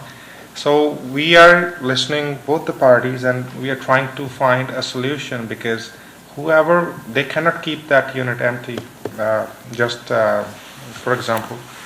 But at the same time, we are just finding the way. We don't want to restrict something on the landowner or the property owner as well. So they at the end of the term, they simply fail to attract any proper tenant. So that's where we are lucky to have some experience in every aspect when we are here, and we are trying our level best to understand the situation. Yes, sir. I understand we have to live harmoniously in this world, but it doesn't mean that one will sacrifice for the other. By no means, and I don't want to cut you off, but I don't think we are making sacrifices. We're looking at all the variables. The city is diligent in enforcing any of those guidelines or those bylaws, as you mentioned. The bylaw aspect of distance varies. So this building potentially would have had a less stringent. It all depends on when that bylaw is written. So there is some flexibility there. So we've I guess heard all the concerns, and now we need to make a decision on which way we go. I think the 3 years is an attempt of trying to make a amends, or a concession, but there's no way of truly, if it's there, it's there. I mean, if something, so we would have to either be comfortable with it or not. So that being said, the conditions stated are all actually pretty strong. I do tend to think that putting some further controls on the building issues themselves, but again, if staff is satisfied, I'm comfortable with that, because they're the ones that have to provide the actual building permit, and if it meets the guidelines, it meets guidelines. There's no gray area there. They are the ones that, if there's a fire rating, that's what has to be met. I do recognize that. Yeah. Thank you very much. Okay. So what I need at this point in time, if there are no further comments, is actually a motion to proceed. Motion to approve, but with an amendment to item number 5, which includes the fact that the waste disposal is climate controlled, and I would add a 7th, a requirement to apply for a building permit. Okay. And you're living in three-year term Oh, sorry. Condition 2. And eliminating the temporary period of 3 years. Thank you. Okay, so a motion's been put forward to support with the deletion of the 3-year time frame, the addition of the climate control to condition 5, and the 7th condition of obtaining a building permit. Seconded. Seconded by Mr. Crouch. All in favor? Mr. Crouch, that carries? I didn't see it. Yeah. That carries 3-2. Correct? Through you, Mr. Chair, I'm just confirming that we have 2 members dissenting. Okay. Okay, thank you. Thank you. That is approved. Thank you. there is the ability to file an appeal with the OMB within the 20-day prescribed appeal period. Thank you. Okay, thank you.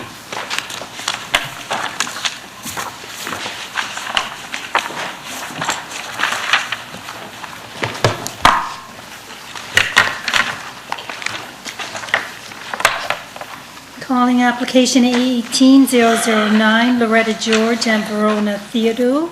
The property is located at 80 Windermere Court.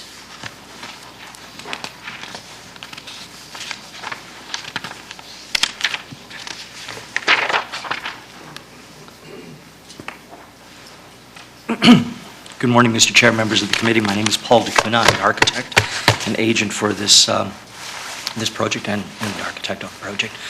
As you are aware, back in early December, we submitted a planning justification letter to the planner who was handling our site plan approval process, and city staff, we did a little bit of back and forth and amended the application. And as you are aware, city staff has also provided you with a report which concurs with our planning justification that we meet the 4 tests of the Planning Act. I would be very happy to go over the variances very quickly, just to reiterate what they are. Do they permit front yard setback of 4.95 meters in lieu of the 6 meters that is required, to permit an interior side yard setback of 1.2 meters to a second story, whereas the bylaw requires 1.8, and to permit a lot coverage of 41.1%, whereas the minimum bylaw requires a maximum lot coverage of 30%. The additions are as such. Just, I'm going to point here with my finger. So we have a area here which is a 1-story addition. That is primarily what creates infringement on the front yard landscaping. And then we have a second partial side addition, which creates a garage, where presently there is a carport, and then an entire second story portion over that. So there's intensification here, and once again, Mr. Chair and members of the committee, we will meet the 4 tests of the bylaw. Thank you. Are there any questions by committee members to the agent? Seeing none, is there anyone in the audience here to speak on this application? Sir, would you like to step forward?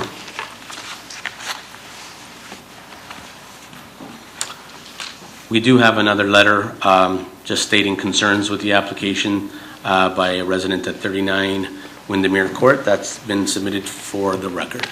Thank you, sir.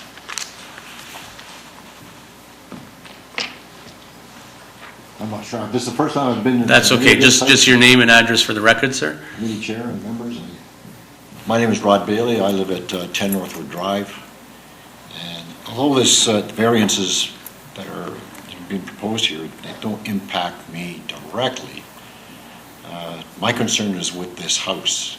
Is it to be a single-family dwelling or continue to be a rental unit? Because over the years, this residence has got the reputation of being a party house. And police have visited the place quite often, late into the night, even sometimes during the day. So from that respect, I just want to know, I guess the owners aren't here. The owners aren't here. May I respond? By all means, Sure. yeah. The owners are not here, Chair. The owners came to me last summer to design this home. My name, as most of my business is through word of mouth, so they got my name from a contractor. And there's 2 ladies, Loretta George and Verona Theodore. And they said they were so excited. In fact, they were surprised that we had to go. I was surprised we had site plan approval associated, but they were quite excited about this is their home. I'm not aware of any of these aspects to it. In fact, quite frankly, sir, we're here to talk about an addition and for my clients who are going to be living in this home. And as they put it, this is our dream home, and they're excited about it. Yeah. That's all I can state, Mr. I appreciate that. And to the resident's point, I appreciate your concerns. We are dealing with planning aspects, but there are things that have to be brought into the equation at the committee level, so it's good to hear from all residents. Just for clarity, I guess there is no application for an accessory apartment at this point in time. No, sir. So there's nothing that is very clearly a single family. Correct. So in terms of zoning and bylaws, it is single-family residential, and at this point in time, there's no other application or permit that's being sought, and then maybe we'll get some other clarification from staff as well. Mr. Chair, when I do apply for the permit, it'll be applied for with, the documents that have gone through site plan approval clearly state the bedrooms and what is what and all that sort of stuff. So. Understood. Okay. Any other? Just the complexion of a neighborhood is going to change because of this, if it does go through. And I'm just wondering. I know there are two-story houses in the area close by, but this is a very mature neighborhood, 55 years plus. I just wonder why they need it so big. Okay. Mr. Chair, once again, the official plan is very, very clear as to the notion of intensification and keeping people within the city. And older neighborhoods do change. I happen to be from Etobicoke, happen to own a 1952 bungalow, and of course, throughout all aspects of the GTA and the surrounding areas, mature neighborhoods that are 50, 60, 70 years old are changing, and so on and so forth. Too big is a matter of interpretation or opinion, for that matter, because it's not too big. The fact of the matter is the footprint of the house is essentially there. We've added a garage where a carport exists. In fact, we're bettering the present situation because the carport presently, don't know when it was built. It wasn't built by these owners because they clearly bought the home. So, and as far as changing the complexion, the gentleman is correct. There are other two-story components with the house. The house already has a component that is a second story. It's kind of a rear, a back split type of situation. So really, once again, Mr. Chair, members of the committee, we are bringing a home to the street. Again, the official plan likes that, for lack of a better word. I'm not using the correct verbiage. As an architect, I think I'm totally for a good streetscape. We're not changing the streetscapes by virtue of scale. We do not have a height variance here. We don't have, other than the side yard setback at the second story, which again staff has clearly stated that its impact is negligible and not worrisome. We don't think we're changing the complexion at all. Okay. Thank you. And I guess I'll leave it to staff to kind of make their comments. The ones that the city had undergone is to put certain restrictions on mature areas. So that's why at least it comes before us. Prior, it may not have even it wouldn't have came before a committee because they've put certain restrictions on mature areas, so at least it has to get reviewed. So I think that's something that's comforting to the residents in the area. Just a shame though, this house has a very expensive roof tiling system on it. One men's gold. So it's going to be destroyed. Appreciate that. Okay. Those are my concerns, and I thank you for your time. Appreciate it. Anyone else in the audience here to speak on the application? Okay, good morning, everyone. My name is John Doucette. We live at 6 Northwood Drive, which is one over from 80 Windermere at the back, so one over. My only concern about when you do put the second story, it may cut down the sun into our vegetable garden. We don't know this till it's done. It may just cut the sun down. We might not get enough, as much sun in the vegetable garden. So I'll again refer to staff. One of the processes that they're going through now is a site plan application. I think certain aspects in regards to that may be looked at that point in time. Mm-hmm. So again, I'll turn it over to staff, and they may be able to answer those questions better. They may not do it. We don't know till it's built, Understood. The sun may come in between and miss the 2 stories. And valid concern. We'll just leave it at that. Okay. Thanks, Mr. Chair. So, Mr. Chair, I'd just like to very briefly respond. As you are aware, there is a rear second story portion. Already there? This does not have a rear yard setback issue. We do not have a length of building issue because that's not a particular variance that has come up in this particular case. We do not have a height variance. So we technically, Mr. Chair and members of the committee, should not have any issues with regards to any infringement of sun or privacy or anything of the sort. So I just want to make that for the Understood. I appreciate that. And like you said, to applaud the city does have a site plan approval process for this neighborhood. It is, and I'm going to use the word onerous, not in a negative way, but the fact site plan approval obviously creates another level of Controls. Of control. And we're in fact, I know you have read this report. The report clearly states that pending this, we're through it, we're there. So, but I do thank everyone for their comments. Okay. No, anyone else in the audience? Staff, would you like to weigh in with your comments, please? Thank you, Mr. Chairman. So I'd just like to note that staff are of the opinion that the mature neighborhood bylaw policies are maintained and that the proposal is consistent with the mature neighborhood policies in the sense that their intent is to protect older mature neighborhoods for incompatible new or replacement dwellings, building additions and/or detached garages while still allowing for change and reinvestment that is sensitive to the existing character of the neighborhood. Staff are of the opinion that the massing and height of the building is consistent with the surrounding neighborhood and that the additions are scaled appropriately. Staff are also satisfied at the applicant's willingness to incorporate some high-quality materials into the front facade of the addition, including brick cladding and stone molding, which is consistent with the surrounding area and existing character of the streetscape. So with that being said, staff have reviewed the application against the 4 tests as outlined in the Planning Act and found the application to be supportable subject to 4 conditions. Condition number 1, that the extent of the variances be limited to that shown on the sketch attached to the public notice. 2, that the owner finalize site plan approval within 120 days from the date of the decision of the committee or as extended at the discretion of the Director of Development Services. 3, that the owner obtain a building permit for the additions as proposed on the plan attached to the public notice prior to commencing construction.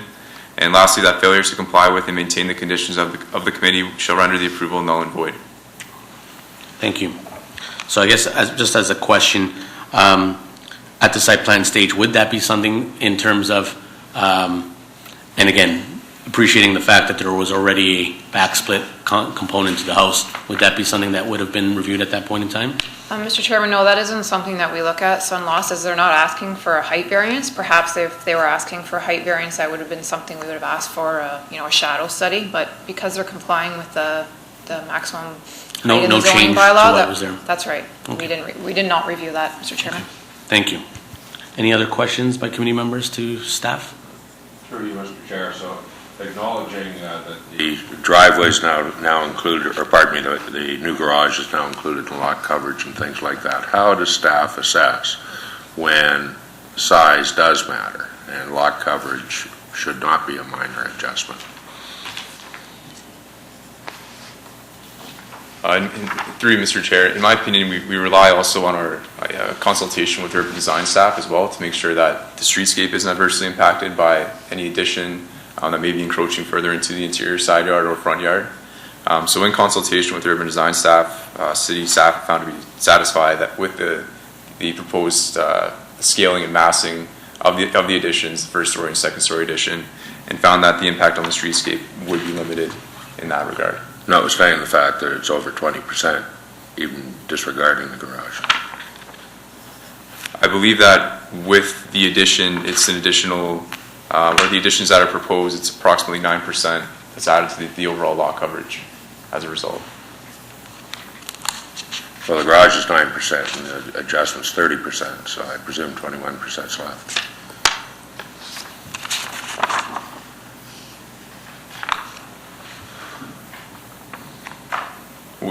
Right, so without the addition, the lot is certainly in compliance with the minimum lot coverage requirement, and with the attached garage, it does push it over the 30% to 41%.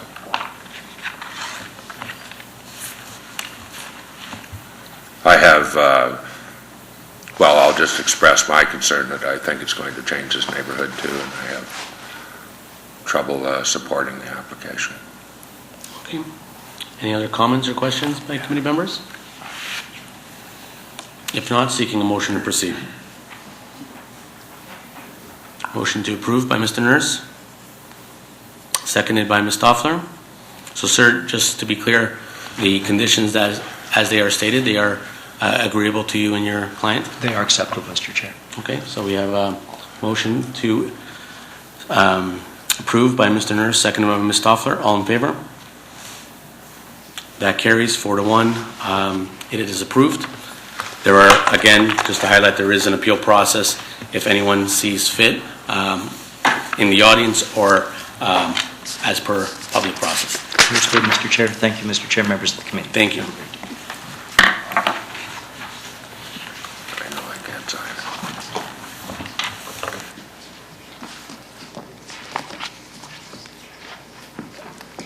Calling application A18010, Carson Christopher Renee. Property is located at 248 Avondale Boulevard. Good morning, Mr. Chair. Alex Boros, agent. This is an application to construct a rear garage on the existing property. The only variance, and as well to demolish the existing shed that's again in the rear backyard. The only variance here, Mr. Chair, is that the existing side yard setback for the driveway is 2.6 meters, whereas the bylaw requires 3 meters. Thank you, Mr. Chair. Are there any questions by committee members of the agent? Is there anyone in the audience here to speak on this application? I am the resident. Mr. Chairman. How are you, sir? My name is Chris Karen. I live at 248 Avondale Boulevard. I've just applied for this permit.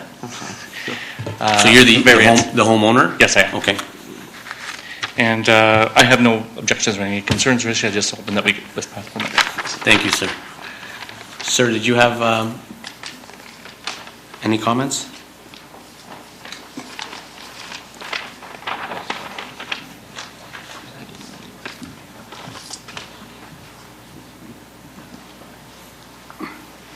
Member of the committee. Morning, My name is Jim Lowe. I live at 31 Ascot Avenue, and my property backs directly onto Chris's property. And I've got no objections at all. He keeps his property in meticulous condition, and he's a perfect neighbour, so no objections at all. So you're in support of the application, sir? Certainly. Okay, thank you. Anyone else in the audience here to speak on this application? Seeing none, staff, would you like to weigh in with your comments? Thank you, Mr. Chairman. Staff have reviewed the application against the 4 tests as outlined in the Planning Act and have found the application to be supportable, subject to 5 conditions. Condition number 1, that a driveway width of 2.6 meters only be permitted for the portion of the driveway adjacent to the single detached dwelling, as identified on the sketch attached to public notice. 2, prior to the construction of the detached garage, the owner shall submit and obtain site plan approval to the satisfaction of the Director of Development Services. 3, that the owner obtain a building permit prior to construction of the detached garage. 4, that the existing shed in the rear yard be removed within 120 days of the date of the decision of the committee. And lastly, that failure to comply with and maintain the conditions of the committee shall render the approval null and void. Sir, We're in agreement, Mr. Chair. You've read those conditions and agreed Yes. to them? Thank you very much. Okay. Any comments by committee members? The only comment I have, because I think they've done a great job in putting this together, and I love the condition, I like the condition there of number 2 in terms of being able to review and if there are any issues with the mature area. Sure, of course. My only recommendation would be a bollard at the front and of the rear of the house, and that may be addressed at that point in time. I wouldn't want to put anything that would actually impose that. Yes. But I just, knowing construction and people driving, that would be something I would recommend. Of course, Okay. Mr. Chair. Thank you. Any other comments? If not, seeking a motion to proceed. Motion to approve by Mr. Chatto, seconded by Mr. Crouch. All in favor? That carries. That is approved. Thank you, Mr. Chair.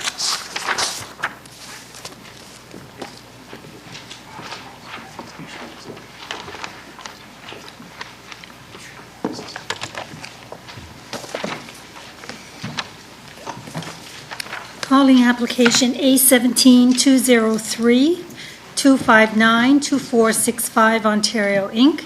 The property is located on Progress Court. Good morning, Mr. Chair, members of committee, staff. My name is Adam Grossi with KLM Planning Partners, agent on behalf of the owner. Since we were last before the committee in November, we have worked with staff to address some of their concerns, made some revisions to the proposed site design, just to go through them quickly. We've reworked this central portion of the site to increase the drive aisle widths, and we have reconfigured the trailer parking area to remove some spaces, again, just to provide a little bit more space for the movement of vehicles. We've increased the fencing facing Progress Court here, identified by the red lines. And finally, we've added an office trailer, which will be used effectively just to sort of oversee and manage the storage operation. I've read the report and all the conditions. I have no concern. We understand that site plan approval will be required, and also understand the staff has imposed a temporary use condition on the site. Again, we have no issue with that. Just to be clear, my client only recently purchased the property. This is a stopgap solution for him while he decides, how he wants to proceed in the long term. And that would be my, just one question. There is no proposed outbuildings currently, with the exception of the trailer and whatever. Correct. The way that's dealt with, so no true construction, if you will, at this point in time. Okay. Any questions by committee members? Seeing none, is there anyone in the audience here to speak on this application? Seeing none. Staff, would you like to weigh in with your comments? Thank you, Mr. Chairman. In this case, the original application, which came for the committee's consideration on November 14, did not contain any building in which the primary use could take place, and it did not propose privacy fencing, and it also proposed the use to take place on a permanent basis. So therefore, the staff determined that it did not meet the 4 tests, therefore staff did not support it. On the applicant's request, the committee approval deferral of the application. Meanwhile, the applicant revised the application, and the revised application which staff have reviewed includes an office trailer in which the primary business, which is truck dispatching business, will take place. And they have also proposed a 2-meter high fence on the north, south, and east side of the property to screen view from the street. And they have also proposed landscaping to further screen its view from the street. And they have also agreed to a temporary use compared to a permanent use. Based on these changes, staff are of the view that it now meets the 4 tests. Therefore, staff recommend approval of this application subject to 7 conditions.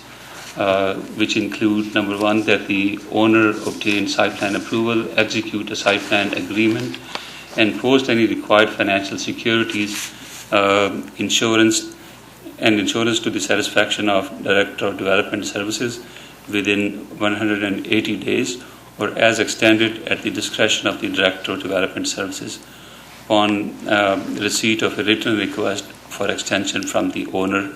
Number 2, that the use be approved for a temporary period of 5 years from the final date of the decision of the committee. Number 3, that there be no truck parking and trailer storage on the site until such time as site plan has been approved and all related on-site improvements are implemented to the satisfaction of the Director of Development Services. Number 4, that a building permit shall be obtained for the office trailer, and the office trailer shall not be occupied until such time as an occupancy permit is issued. Number 5, that the applicant obtain a demolition permit for the office trailer and have it removed from the site within 5 years from the final date of the decision of the committee. Number 6, that no vehicle repair or storage of items other than trucks and trailers shall occur on the title. And number 7, that failure to comply with each of the conditions of the committee will render the variance null and void. Thank you. Thank you. Just one quick question, and again, my comfort level is high in particular because there's a site plan in place, but I had noticed some comments from regional authorities about a sanitary sewer easement or something along those lines. Have those been addressed or incorporated within? The region, sorry. Through you, Mr. Chairman, I don't believe the concept plan that's been submitted as part of the application reflects that requirement. That will be something that will have to be addressed through the site plan approval process. They have indicated that no landscaping or significant landscaping shall occur within that easement, so that will be something that we will review with the region appeal. And like I said, my comfort level is high because it's going through that process regardless. So it's just something I wanted to put on the radar because I had noticed that.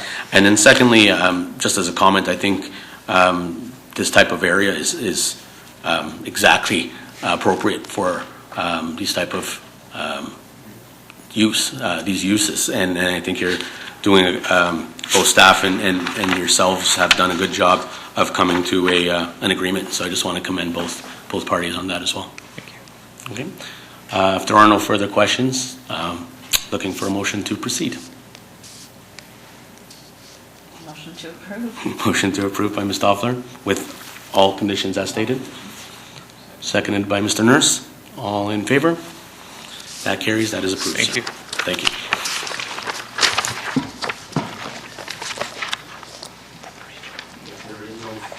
Further business, seeking a motion to adjourn. By Mr. Chada, seconded by Mr. Crouch. All in favor? That carries. The meeting is adjourned.